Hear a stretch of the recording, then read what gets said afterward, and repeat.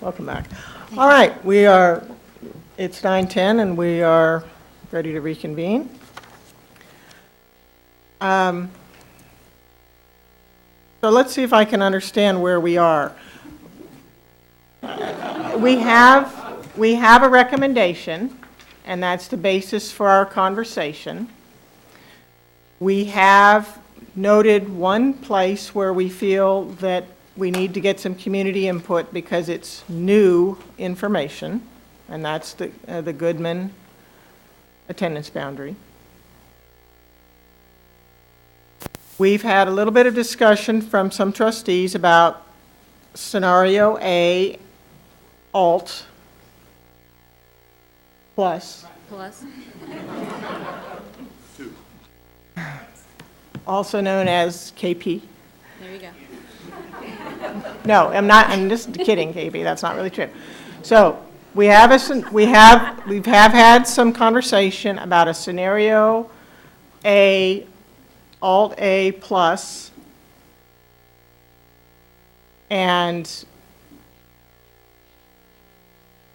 if I understand it, the differences between that scenario alt A plus and the recommendation are, number one, the Goodman change.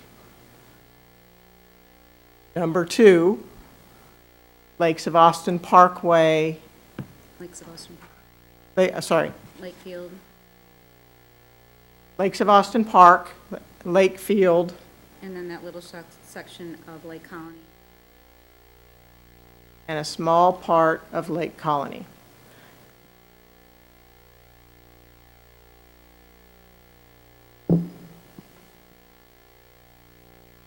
Are there any other differences? To Quail Valley. Okay, so that was another add-on. Okay, so that's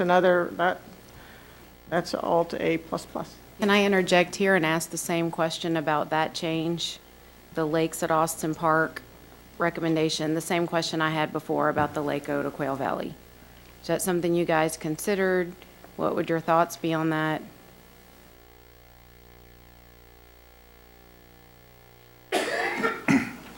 If we did that move, the utilization at Clements would go from 95% to 93% over the 5-year period. The utilization at Elkins would go from 91 to 99% over the 5-year period.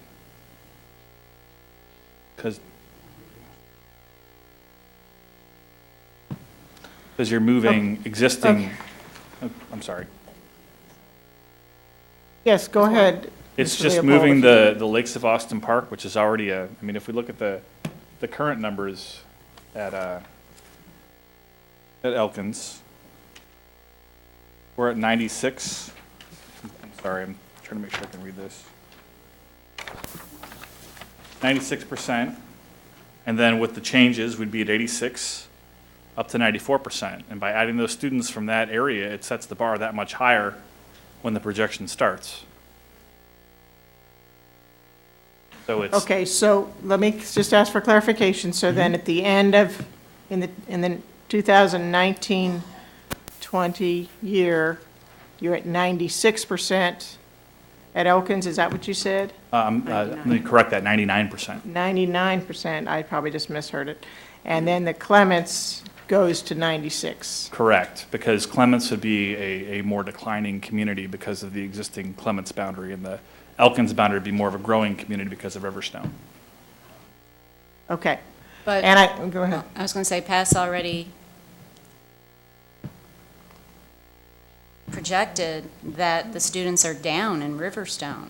So right now, Elkins is at 85%. I cannot see them going to 99. They've always hovered around 85%.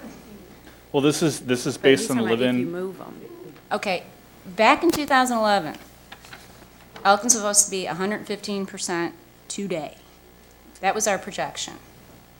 Okay? In 2011 zoning, when they moved about 1,500 homes out of the Clement zone. They said, oh, they're going to overcrowd Elkins, wait and see. Well, we waited, and we didn't see it. So I do not, and plus, we've already noted that Elkins has lost students over the past year. So I think I don't buy those numbers. People keep saying that about Elkins, and it keeps falling. Who did those projections in 2011? I can bring them. No, who did them? That was the demographer. Okay, so we have a new demographer now. Isn't that why we have a new demographer? I mean, that's just my understanding. But I'm saying if they were wrong then, they're probably going to be wrong now because of the change in the students moved. So what you're going to see again is the students moved. They thought that 300 kids were going to go to Elkins, and I think around 75 went. Okay, here's the dynamic we have going on. So I think if we can reduce Clemens any way we can, I would do it.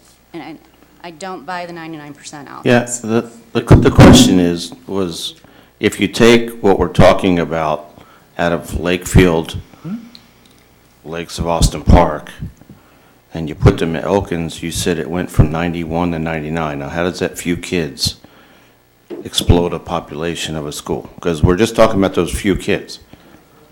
So I'm looking But at. still, even if increasing 5% from a few kids, that doesn't make sense. So I'm looking at the 15-16 number is currently 86%. It would go from 86 to 92, 88 to 94. Well, how many kids are there? Second. Because I kept hearing that we're only 35 to 45 kids or something like that.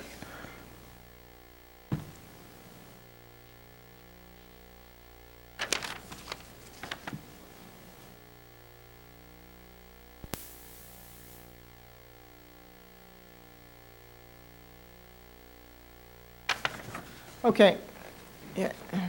There's 93 high school kids projected for, I'm sorry, that's the wrong field. 143 high school students projected for 2015-16. Out of those three areas. Yes. So it does make a big difference in Clements. Yes, sir. Well, I'd say we consider it at least. Because we're also moving, don't forget, I know we're just talking live-in, but if we accept this plan, you're moving that engineering academy out of Elkins. So you're making more room. So, again, we're seeing this stuff for the first time tonight, so we're here to discuss it. If we're not going to discuss it and suggest improvements, then why even bother being here, really? Okay, so I'm just trying to, I'm in the stage of listing what the change differences are. So one difference was that one. Are there others? Or is that the only one? Between I have the one other. A, Alt, A plus. I have one, that's really confusing. No, I was going to Can we just say the plan plus Yeah. new suggestions? I was Okay, going to say, so the new suggestion is, or the reconsideration of the Lakes of Of Austin. this plan, current This plan, plan is the one we're talking about. without going back to A+2 or whatever, Okay. okay.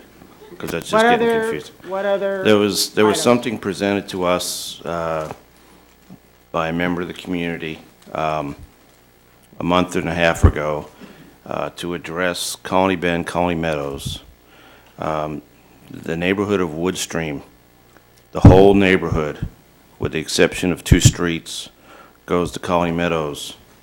Those two streets, and it's planning area 139, still goes to Colony Bend. So can we, actually responded to that and sent, I think, this map. Can we take a look at that again and fix that? Again, we did get some feedback, and it's part of the same neighborhood. I don't think there are any boundaries in here. It's just the way somebody drew it up years ago, and it makes no sense. And I don't think it's going to affect, because those schools are projected pretty much the same numbers, to be pretty much the same numbers, you know. Well, it could be, we'll study that again, but if I remember correctly, I think it has to do with the 2-mile walking versus having to bus the children. Whereas if you wrap them into Colony Meadows, that might put them Okay, just outside where you have to drive. okay. yes. Well, I But never I'm got not- that feedback, but so, I'm not confident okay. about it, so we'll definitely explore Okay. that again. All right, so I would like to sort of wrap this up by saying we have a couple of suggestions. I've got 3 circled suggestions here that I think are different than the recommendation. So maybe if staff can look at those and provide some data or information about them, that would be helpful. And then I would say to the trustees, when we take this up in 2 weeks, we'll be working from the basis of the recommendation. So if they want to make amendments or something to the recommendation, I guess that would be appropriate at that time. But the basis of the conversation is going to be coming from the recommendation. So my second thing would anybody like to comment on that? Have we summarized that pretty well, or do we have other outstanding items? I think that's a good summary. I just want to reiterate once again, the only reason why A or A plus and all this got introduced was for the community's sake, because they don't know what the recommended is. So if now we can start with the recommended plan and go backwards, as you said, I think that'll clarify a lot of that, so. Okay, and we can understand some reasons about it, and then that will help us. And then I guess the next thing that I mentioned before we had our break was, this is based, my understanding is this chart, the data chart, is based on the middle growth. How difficult is it to rerun this chart based on the low growth projections? Is that a reasonable request, or is it difficult? Is it reasonable for us to run this chart based on the low growth projections from PASA, the new numbers, the December 2014 numbers in this data, in this spreadsheet? The low model, in other words, as you described earlier, the most conservative model, the I think that oil is- price stays at $40 a barrel model. At least we definitely want to look at it considering current situation. What does it look like? Okay, Absolutely. is that a reasonable request, Dr. Dupree, or anyone, whoever answers this? The data that we have produced thus far is by planning unit is only for the moderate growth scenario. We've done the low growth only for the district as a whole. Okay, That is a task that we can do if instructed by the board. It's not a quick task, but we can do it and have data in a few days. with the consent.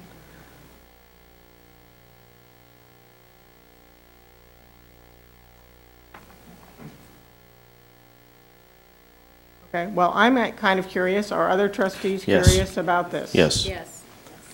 absolutely.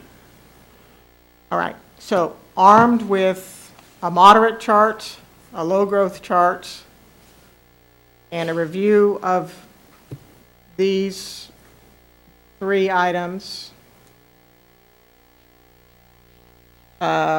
superimposed into next to the recommendation, plus the Goodman question, if we can have a neighborhood focus group on that one. I think we've got it, something to look forward to. And we should have some good information to make good decisions in 2 weeks. Does anybody have anything they'd like to add or comments? Are we ready to move to the next item? Well, that depends. Do we want to go, does anybody else have any other questions on any of these other scenarios that we were presented? The ones that we got in the binder. Well, I went through all these things and spent a lot of time, and, I had some questions, not that anything would change, I don't think I had anything, Right. any suggestions or any additional changes, but just some questions, like, for instance, the plan has Jordan, way over, Right. And so, and I don't know if this is where we want to discuss this or not. Again, it's not going to affect the boundaries or feeders, but, through this process, we've decided, well, we don't need additions at Palmer, First Colony, Sugar Mill. Is that something that we may want to consider, to put that at Jordan instead? Because I don't see any relief there. And this goes all the way out to 2020. And I'm assuming that it assumes that the new schools are coming online, right? So we should have the money in the bond, just reallocating it from places that we don't think we need now, based on new numbers, to a place that this new plan, as we're formally seeing it for the first time, so. Right, and thank you, Mr. Rosenthal. I wrote down 3 or 4 similar questions related to that. Bush High School relief, what's the plan for that? Jordan Elementary School relief, what's the plan for that? Ridge Point High School relief, what's the plan for that? And Middle School 15, what if it isn't built on the timeline that's in the plan? What's the plan for that? And part E of that question was, are there other areas where the construction schedule is a critical path for the plan? So what happens if construction schedules change? And that could include school additions that we've talked about, or new schools, but additions, just like you're saying, Mr. Rosenthal. So I think, yes, I think that's a high-level thing that we need to understand before we can make a good decision to make sure this is a good plan. Absolutely. Do we want to have that discussion tonight? Do we want to hear a response tonight? Or do we want to hear that, get something in writing? What's the board's pleasure? Well, We're here. What's on the agenda? we, We're going to follow the agenda. Well, this is on the agenda, Mr. Rice. This is what we are on, the proposed plan.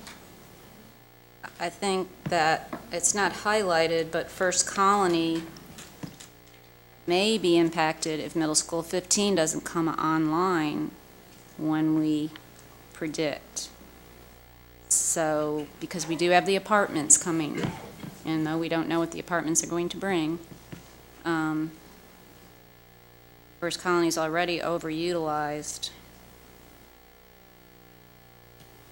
So I guess I'm concerned about First Colony. It's the only, besides Crockett,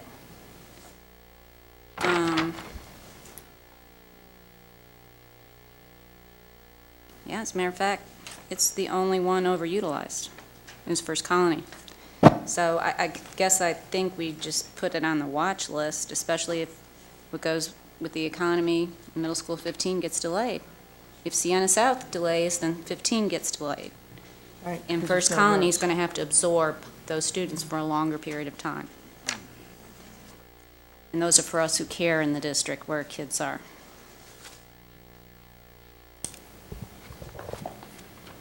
So do these numbers, Scott or Max or whoever, feel like I need to like turn my for thing First up. Colony, does it assume that Middle School 15 comes on in 2017? Yes, sir.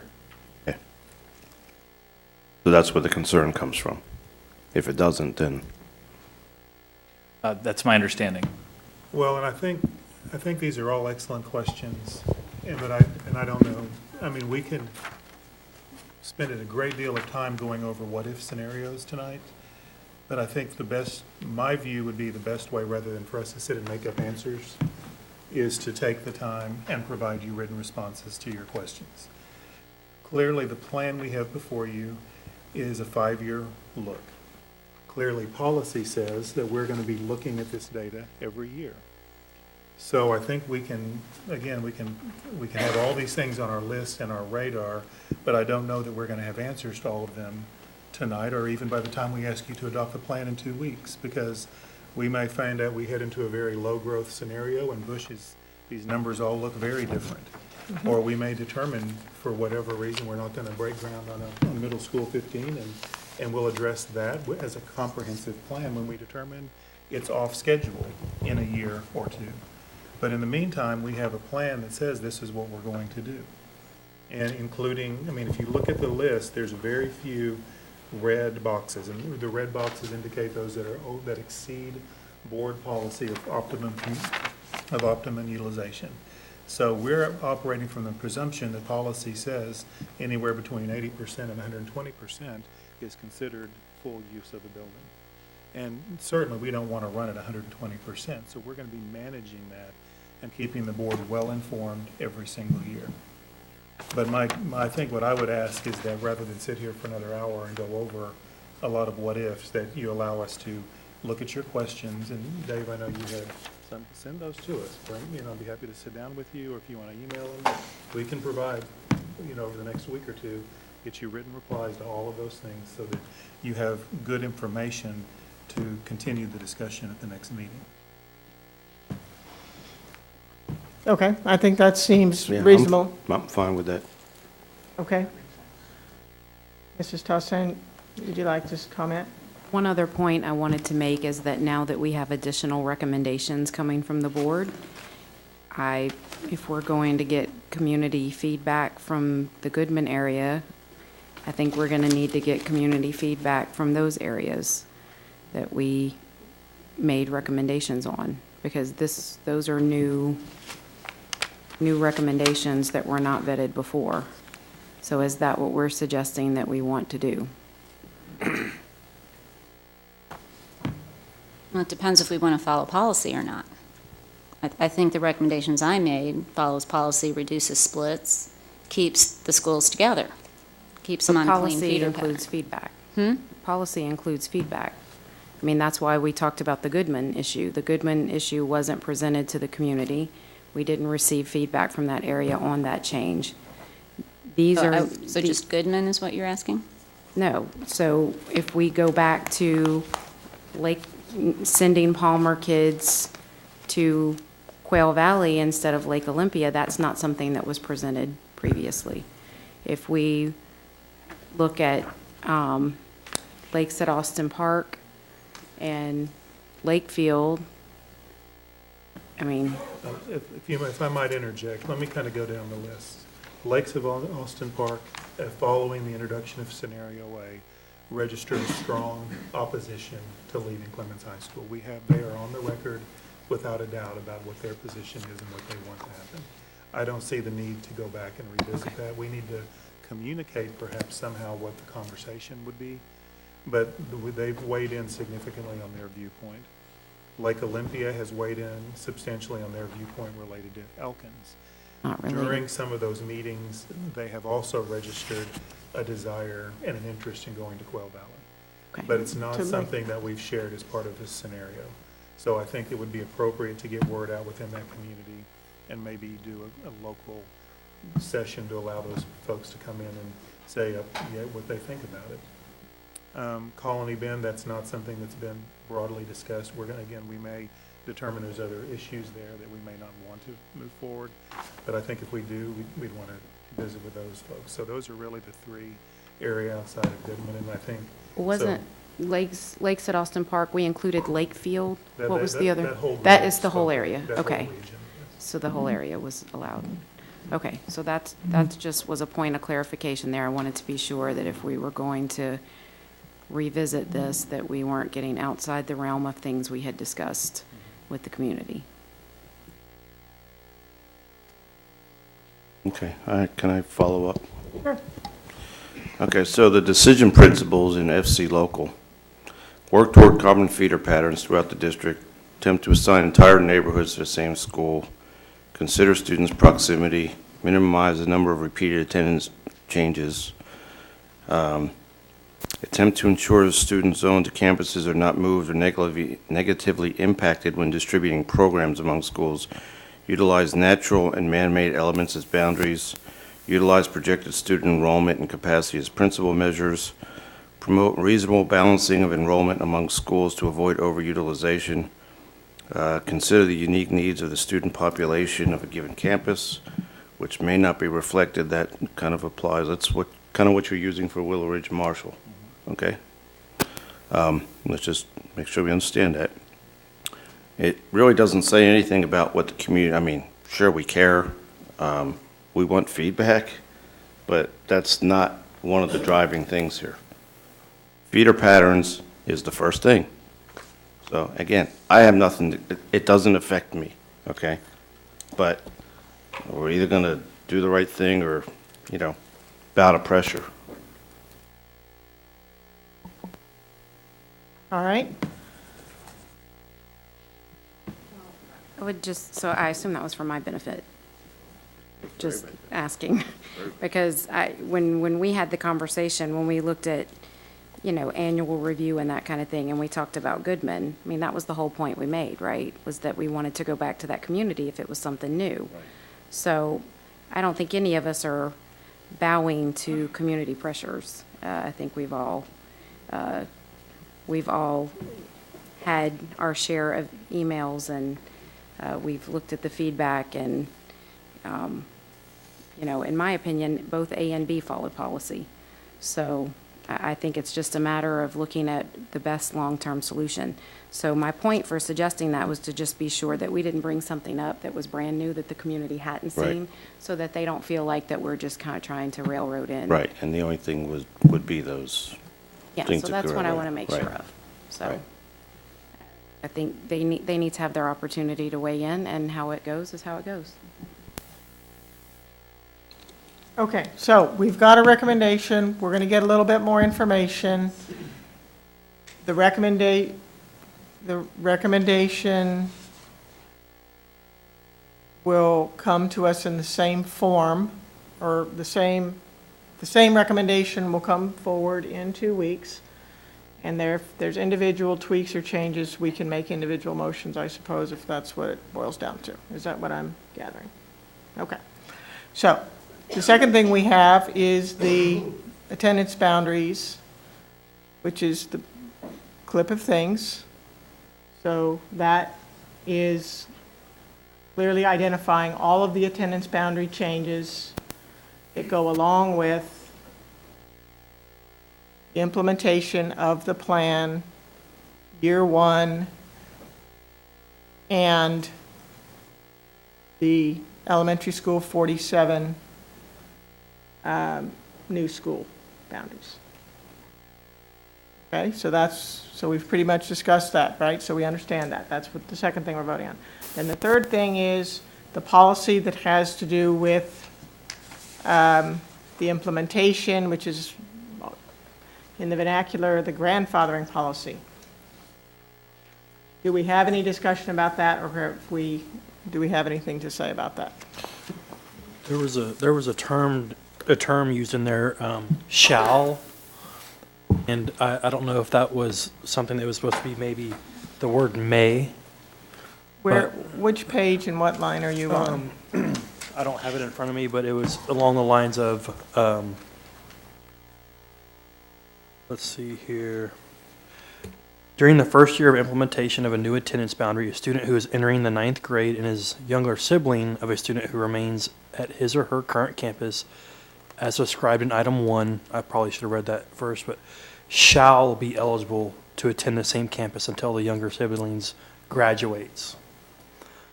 I should have went with number 1, but a student who is entering 10th grade, 11th grade, or 12th grade shall remain at his or her current campus until the student graduates. I don't know if the word may opens us up to too much there, but in my interpretation, shall means that's what they're going to do.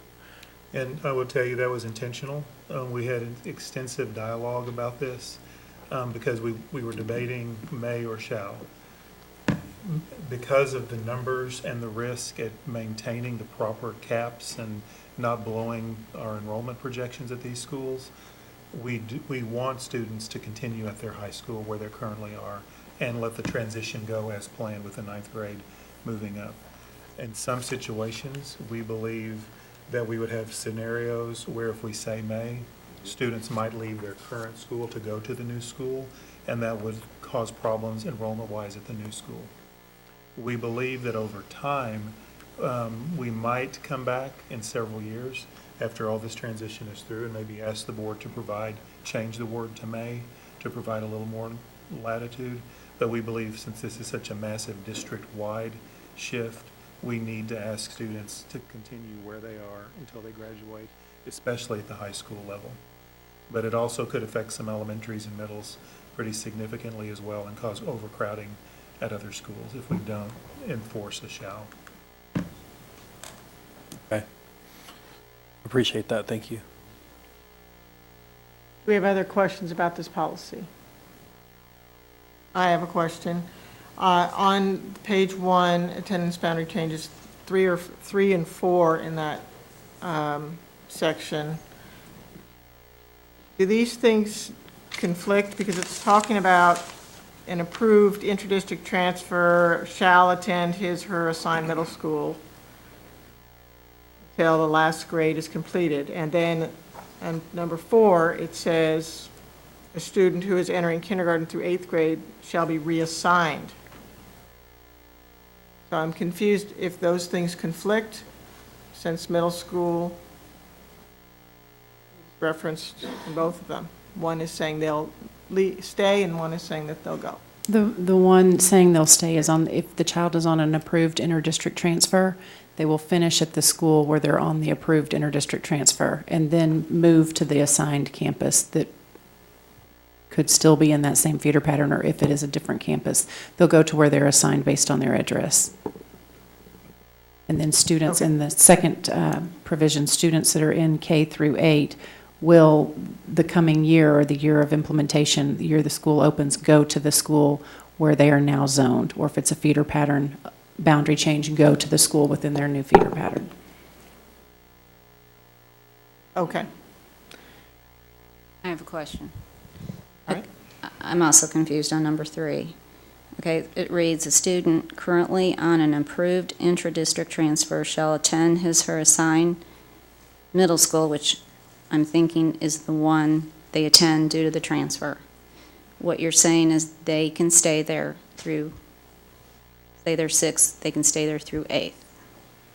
If they are currently at a middle school and on an approved interdistrict transfer, yes, they can stay there until they're ready to go to the next level. Which is different today. I mean, now, this changes it, because before they had to keep reapplying, right, for the intra-district transfer? No, we actually changed that procedure last year, so they Okay. don't have to reapply every single year.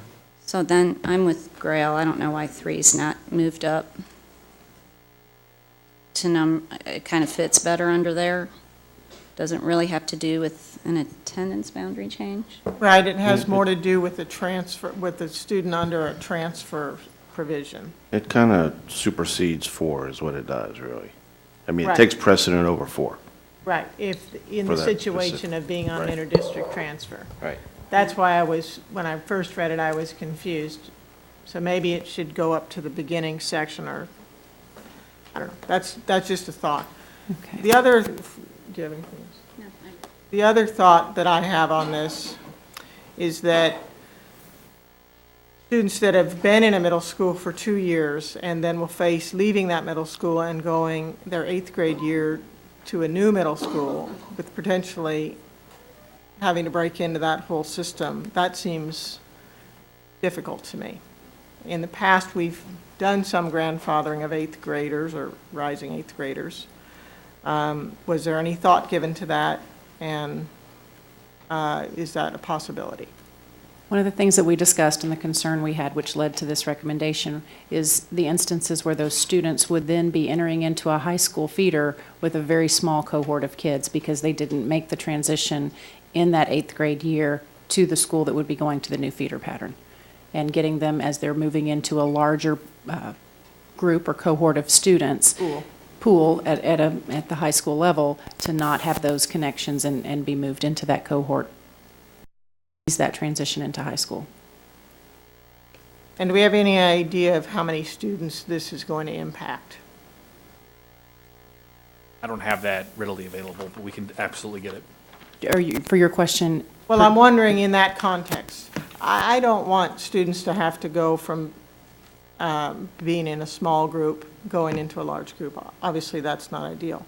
But there might be some situations where moving them would be more, moving them would be more disruptive than keeping them in a certain place, because in the short term, or at least until they age out, because part of the school that they're currently in may be going to the high school that they're going to be moved to, if you will. So I don't know what the impact of that would be. I'm just curious because a student who's going to be an 8th grader has been looking forward to being an 8th grader at their campus, and I think it's a difficult transition for them to say they have to be the new kid essentially in a new environment. And that's all I'd like.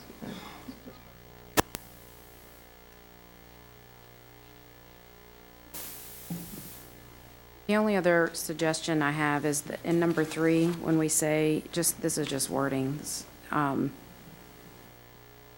where it says assign middle school or high school in the new attendance boundary once he or she has completed, it seems like that should be until. Does that make sense? Yeah, I had to read it several times because it didn't read correctly to me. Okay. Bells, you're right. Until he or she has completed the last Yes. grade. Okay, yes, thank you. All right. Do we have anything else on this policy? Just to clarify, so if you're in a program, it's basically a 2-year implementation versus this being a 3-year. Am I understanding that correctly? Yes, the academic program? Yes, sir. Yes, sir, yeah. Okay. That's it. I know we'd spoke before, or I had asked before why we not keep it consistent or the same in that instance, but was there any dialogue, or I assume you all spoke about that? We did. We determined at academy children, they're already in a cohort, and there's a lot of emphasis placed in the academies on having kind of mentors, older children, when the 9th graders come up. So by moving the 10th graders, then the 9th graders have a mentor structure.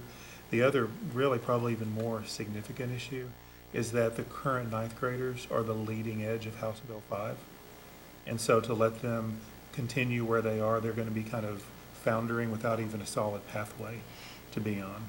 Whereas the current kids who are going to rise into 11th and 12th next year, they'll go on and graduate through, but we need to get the current 9th graders into a pathway, and we're designing those in the new academy structure. Okay, thank you. Okay. I think we're ready to move off.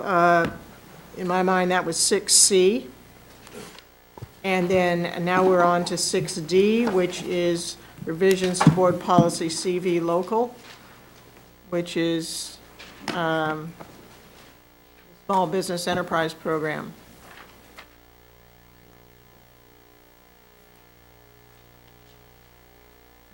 And my question was, has this been reviewed by legal counsel, which I'm pretty sure it has because I saw Mickey somewhere.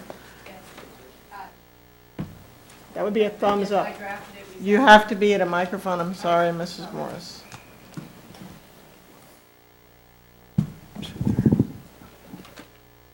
Me? Yes, I drafted the policy, sent it through Mr. Bassett, Ms. Rincone, who sent it to TASB Policy Services, who also reviewed it and blessed it. Thank you. Do we have any other questions or comments? Wording changes? Edits for this policy? Thank you, Mr. Leopold, for being here tonight. Thank you, Dr. Dempera, for being here, and thanks for your continued upcoming hard work. Thank you. Ohio State's winning, by the way. I can tell you, he knows that. All right. So hearing no questions on policy CV local, we're comfortable with it, or we'll move forward then. We're into the purchasing items, 6E.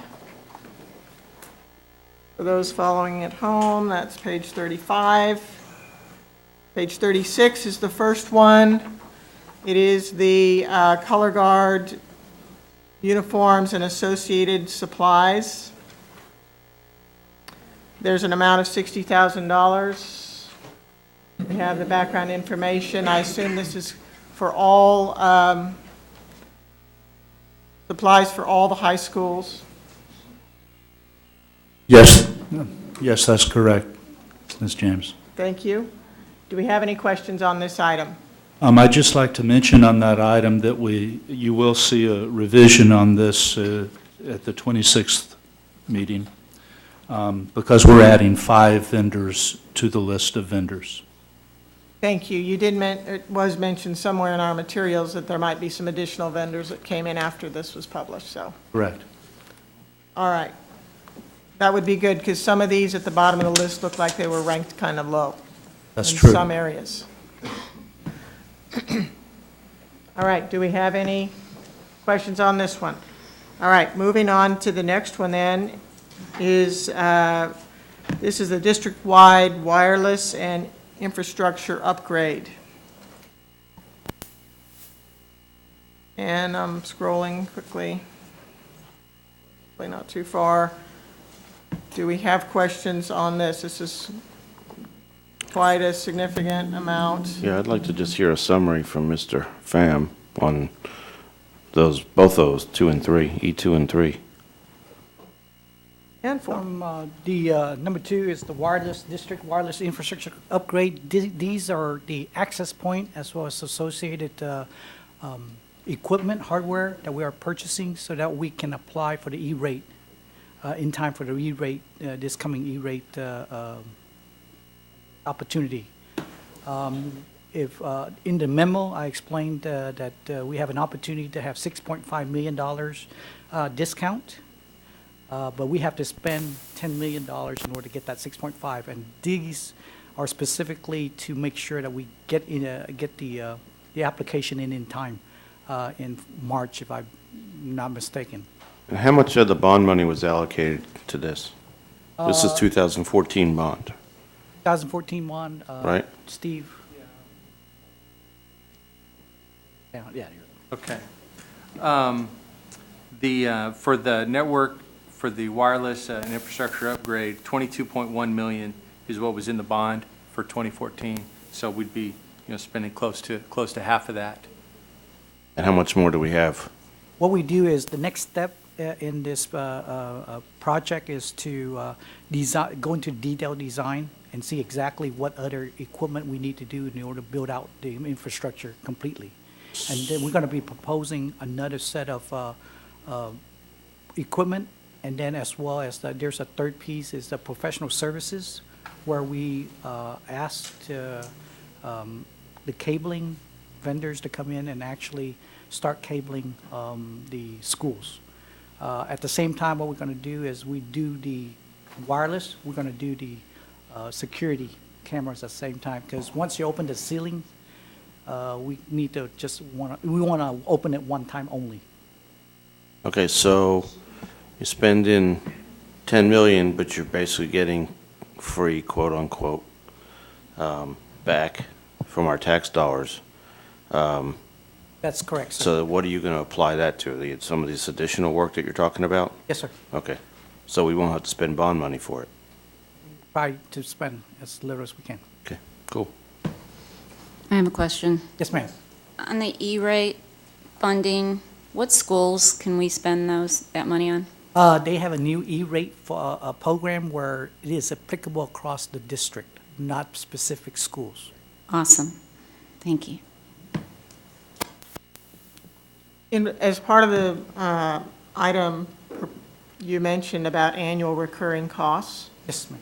And are those, I guess, those will be in addition and in the annual operating expenses? Yes, ma'am. These are the recurring maintenance costs for upgrades, software upgrades, and any troubleshooting that we require Cisco to help us with. And these are what is the annual recurring costs is to cover.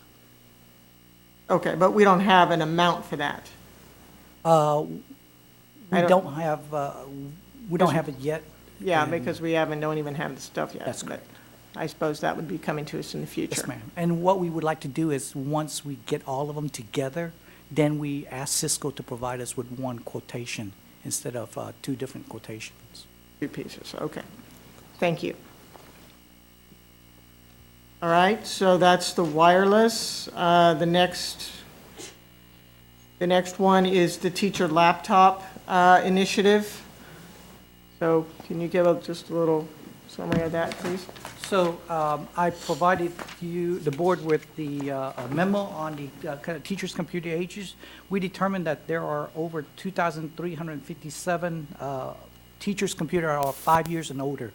And since we have an opportunity to go ahead and refresh, and we consulted with our friends with CNI as well as some of the teachers, what we determined, CNI determined that their vision for technology is to have a laptop for the teachers, which provide the most mobile as well as convenience for them to do their work.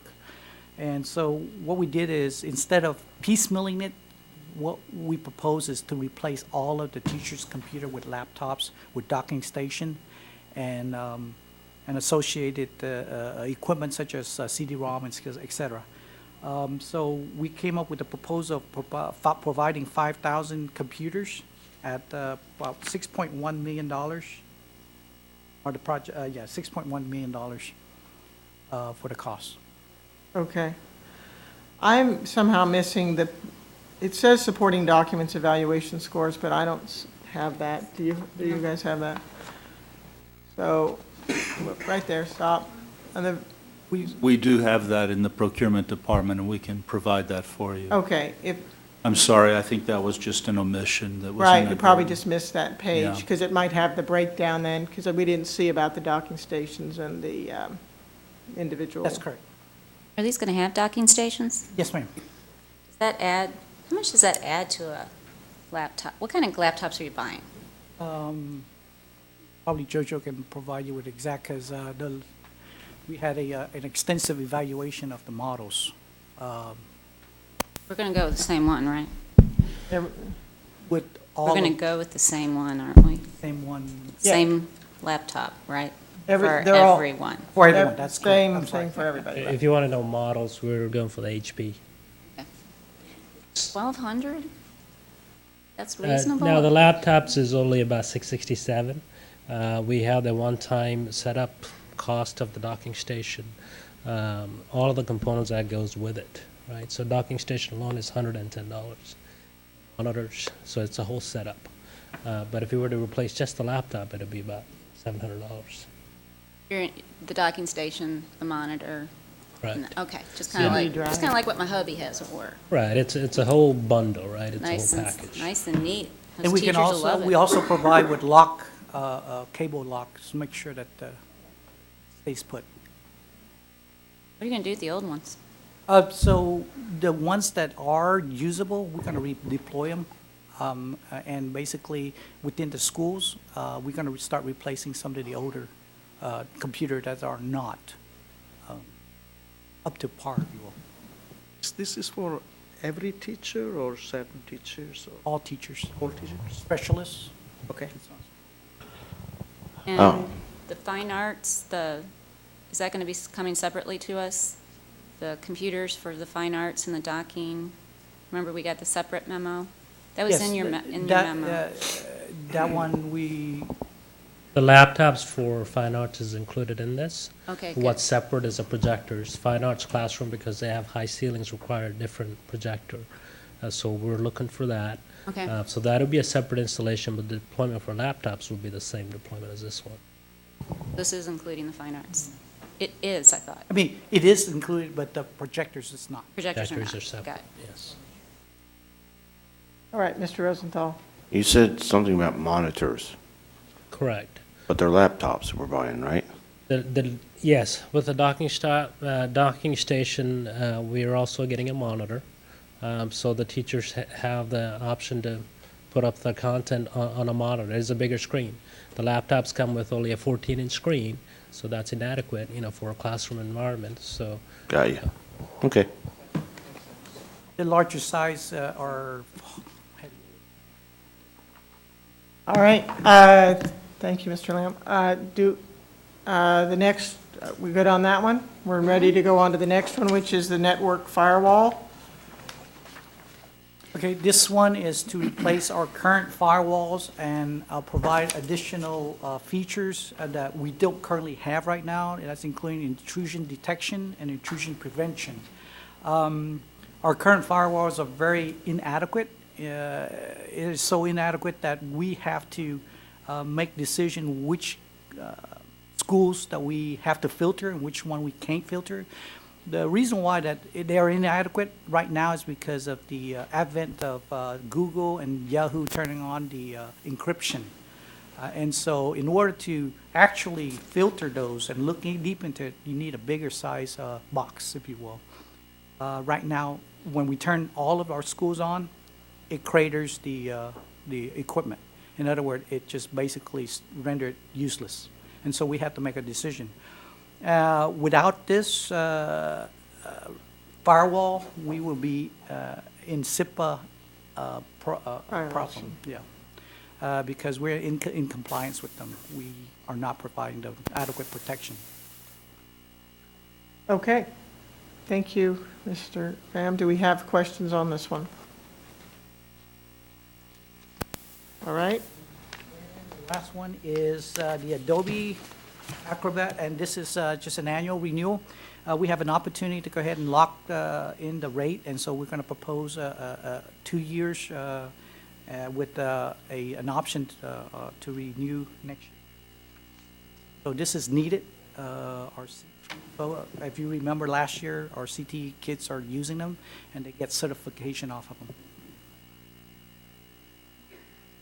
So the CTE students have been taking their certification tests using this software? Yes, ma'am. And what is the acronym EEA? When it says utilizing the EEA agreement, what does that mean? That's the enterprise. Education enterprise, something or other. It's a special program that Adobe has for school districts. It is similar to the Microsoft program that the board approved a couple of months ago. So what that does is that it provides a suite of packaged software that Adobe has. To purchase them individually, it's going to cost almost 10 times as much. Okay, so an EEA agreement is like a package deal. package. Okay. And they made especially for education. Do we have other questions on that one?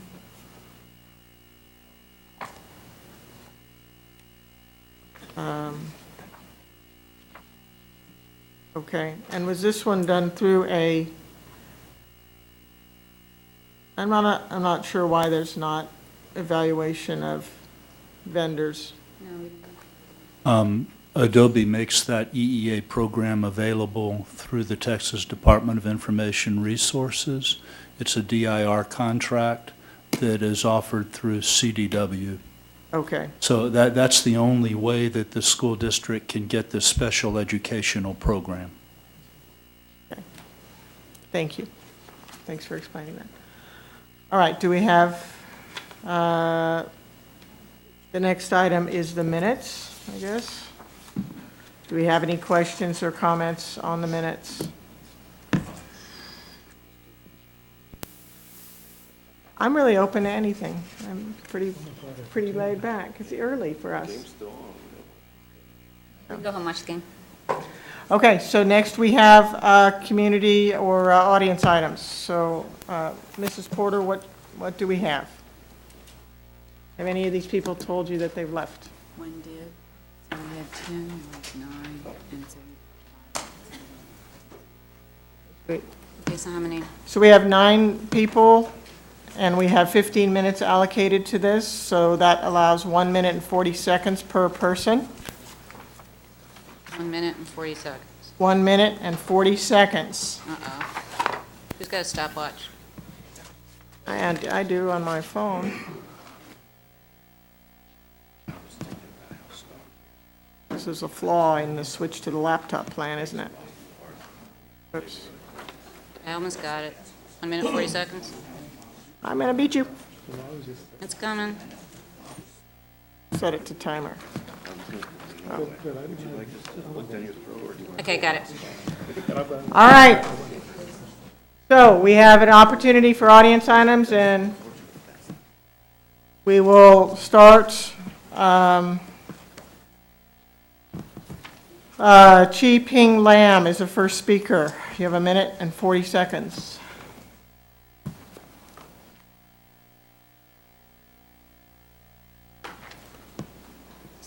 Dear Honorables and distinguished Board of Trustees, thank you for your hard work.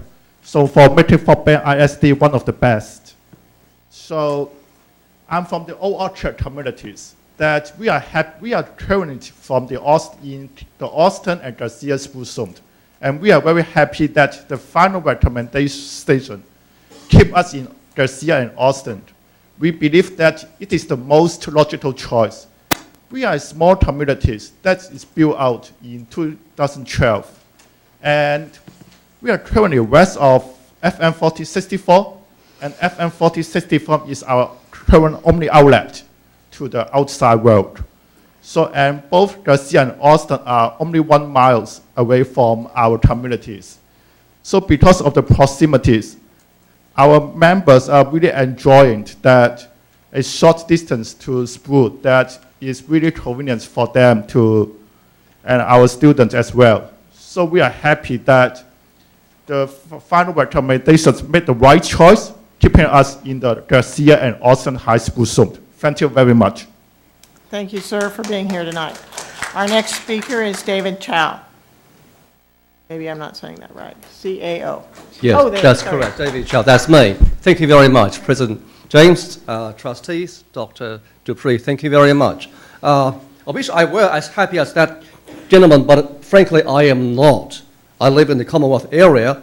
My concern is that the same disaster that happens to Commonwealth is going to happen to Commonwealth. It's going to happen to Clemens. Well, much as I am confused, I think I understand it correctly that the recommended plan, the difference between this plan and Plan B is that the entire telfair is added to it. I know some smaller communities are zoned out. I am not against telfair, but what concerns me is that over 2,000 households are added to Clemens. Under Plan B, the utilization was already 94%. And if you add 2,000 households to that, that's simple math. And that's going to be a high school version of Commonwealth Elementary, and that's what I am concerned about. Do not adopt this plan. And Mr. Leopold said the utilization of Clemens is going to be 96%. I don't know how he got that. I didn't see that. What I saw is what he referred to as combined utilization rate. Well, if you have 3 kids, if you ask them how old they are, they tell you our combined age is 25 years old, you freak out. And I freaked out when I saw that. So this is a bad plan. Thank you. All right. Next speaker is Sumita Ghosh. Thank you. I'm also a resident of the Commonwealth District, and I'm here basically to beg the district to delay any sort of final vote on a final recommendation, because anyone who's talking about a final recommendation, they have extrasensory perception and powers that I do not. I have 3 graduate degrees, but I have no idea what the final plan is. I have no idea where the data is coming from. I have no idea, because the last time I was at a meeting, they said, ignore scenario A.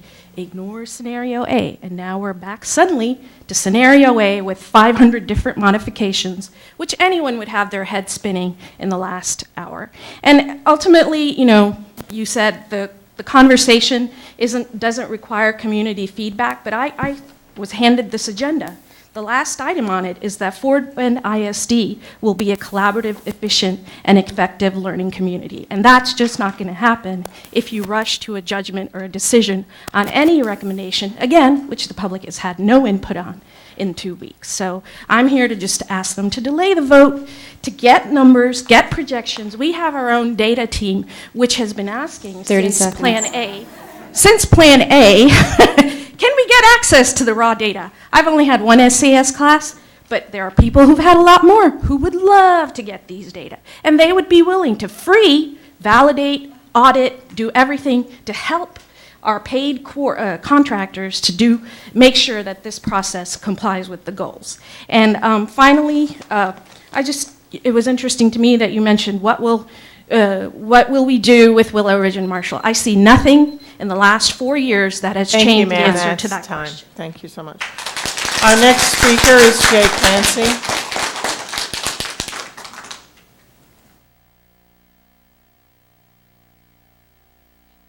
Hi, y'all. My name is Jay Clancy. I think I know most of you guys. Spoke to you, I'm from Commonwealth Subdivision also. Spoke to you guys a few months ago in support of your feeder pattern policy, because as you know, our feeder patterns have worked very well. The Commonwealth Fort Settlement Clements has worked very well for well over a decade. And I'm here tonight because since then I've attended many meetings. I've followed Beth's suggestion of talking to many different colored t-shirts, many of which seem to relate to the Commonwealth Fort Settlement Clements feeder pattern. And I wanted to show you what feeder, I haven't worn a t-shirt yet, but I wanted to show you what t-shirt I would wear. This is just a prototype. Please don't crowd us out.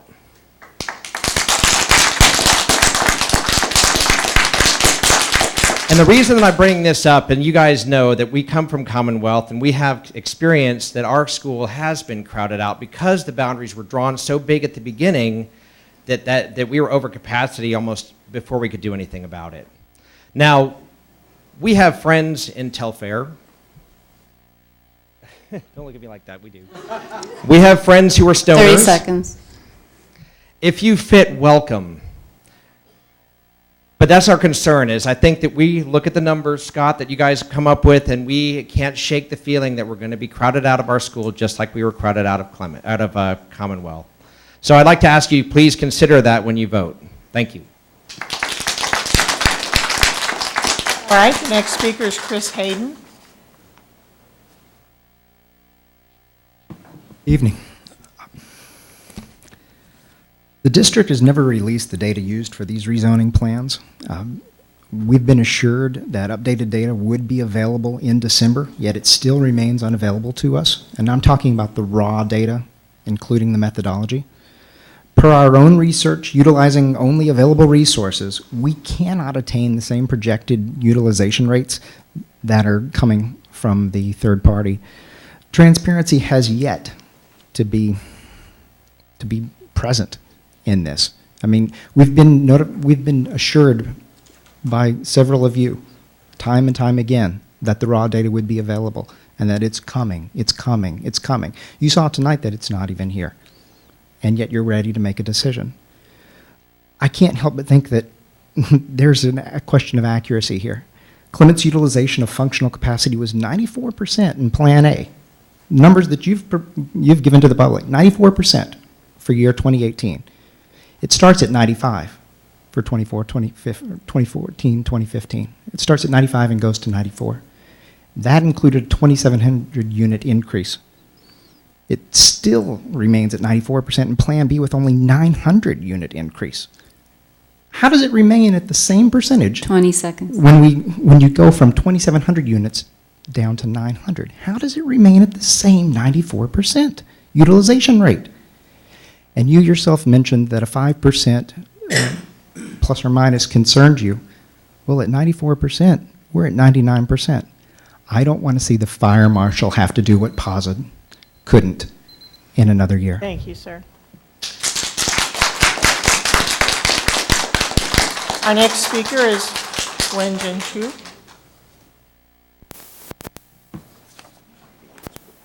Dr. Dupree and the board, we truly appreciate the tremendous effort to enact the district-wide rezoning. From the initial thought for better, cleaner feeder patterns and a better utilization of the current facility, to drafting a sound policy to guide the whole process, and hiring a third-party consulting company to develop the plan. All these steps shows your strong determination to provide the best learning environment for our children. During the process, not only the professional approach was used, but also the community feedback was incorporated, which shows that our school district has responded to people's different needs. Telfair residents has been longing for a stable long-term solution for many years. Zoning Cornerstone Elementary School to Clemens High School is the outcome of independent assessment by D. John Rector and is well received by our community. We request 30 seconds. We request Dr. Dupree and the board to make a decision on January the 26th as scheduled, so the educational program can continue as normal. Thanks. Next speaker is John Song.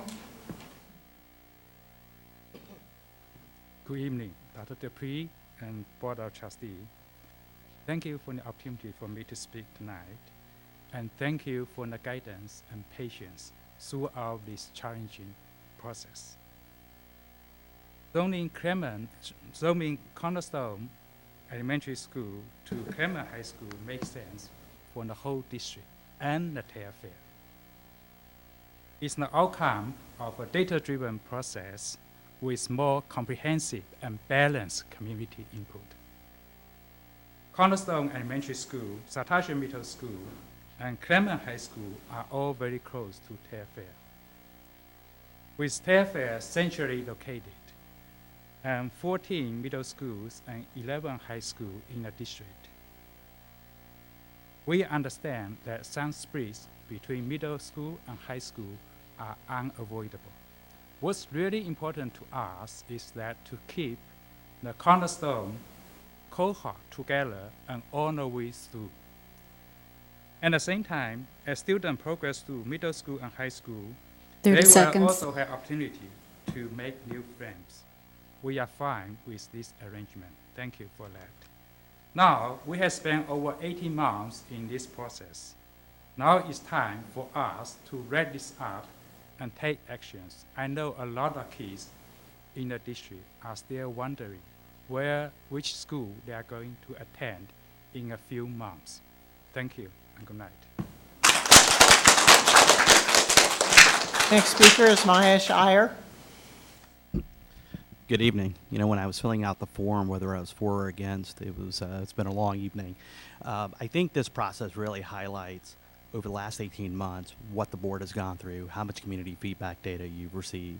We deeply appreciate you listening to our community feedback. That's really important. Look, I mean, at the end of the day, where we're situated is between two different growth corridors, and we're trying to balance where our kids go as well. So we do deeply appreciate the process you've taken, balancing a data-driven process along with community feedback. You know, on a personal note, I would say most of the discussion you've had tonight relates to communities where on what the community where they want to get zoned to or not zoned to.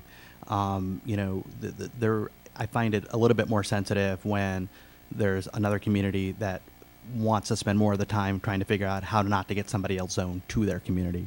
That's not what we're about in Fort Bend ISD and having a broader inclusive community. The whole discussion tonight has been really about the kids and how do you find what the best avenue is for them. So an inclusive approach, I think, works for everyone. We support the 30 plan seconds. and we recommend its implementation as soon as possible. Thank you. And the last speaker tonight is Jay Ganesh. Did I say it right? Dear board, I just wanted to take a few minutes and say thank you for the fantastic process that you've laid out. I mean, it's not pretty to look at sausage making, but you know, you're going through it in a very diligent and consistent and deliberate manner. And you know, I from Telfair as well as my colleagues and friends here fully appreciate all the effort and the willingness that you have given us to express our views, as well as 18,000 other survey results from the entire community. There is no question that you've received all the feedback that this community has to offer in this process. And you've looked at the data, you've looked at the feedback, and you're making a good decision. I would encourage you to make a decision quickly and implement this process. The one question I would have on the implementation policy that you've laid out that you're considering right now is for rising ninth graders who have a sibling in a school that they are currently zoned to. The policy, the recommended language appears to be that it would only be applicable for the first year in the rezoning. And I would encourage you to consider 30 seconds. making that for, for as long as the sibling is there in the other school. So it may just be a clarification. Maybe that's not your intent. But thank you for your time and your considerations.